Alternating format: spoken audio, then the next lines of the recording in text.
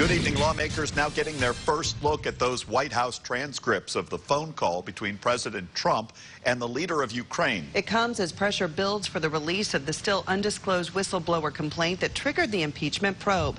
Democrats now say that they have more evidence to make a case for impeachment, and it was voluntarily handed over to them by the president. President Trump insisting a recent move to halt aid to Ukraine was not in an attempt to pressure the country's leader.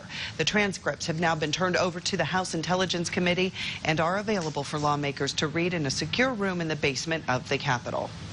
U.S. Representative Republican Mike Kelly responding to the announcement by House Speaker Pelosi that House Democrats would open an impeachment inquiry against the president. He said, quote, "If you can give me just one thing."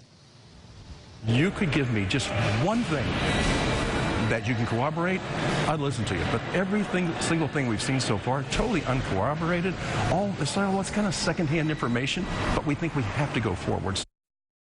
Following the Speaker of the House's announcement for an impeachment inquiry, local party leaders are speaking out from both sides. Samir Nafsi joins us now in the newsroom with more on their take on this historic political confrontation. Samir.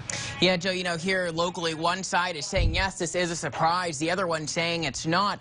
But this is going to be a long road for both sides. Political analyst Joe Morris saying Speaker of the House Nancy Pelosi's announcement was surprising in some ways. There is a sense among the American public that if you're going to put us through this, it better be worth it.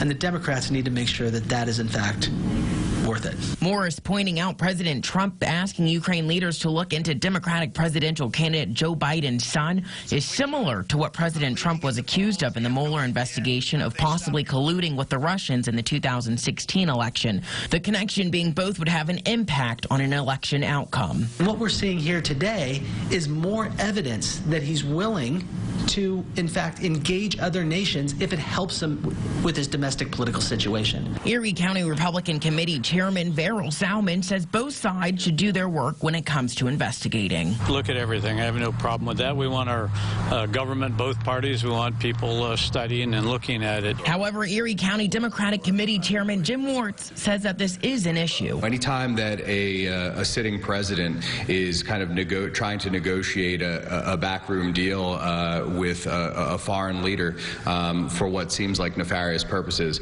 it's time to be concerned. Morris says pending the outcome of the investigation, it could mean bad news for the Democrats, ultimately helping President Trump. If there's nothing there for the Democrats to use as a foundation for impeachment, then I think people have to expect that the American public is going to develop some sympathy for Donald Trump. Morris adding that if it makes it to the impeachment process, it is not going to be a short process. It will be a months long. Jill? Okay, Samir Nafsi, thank you.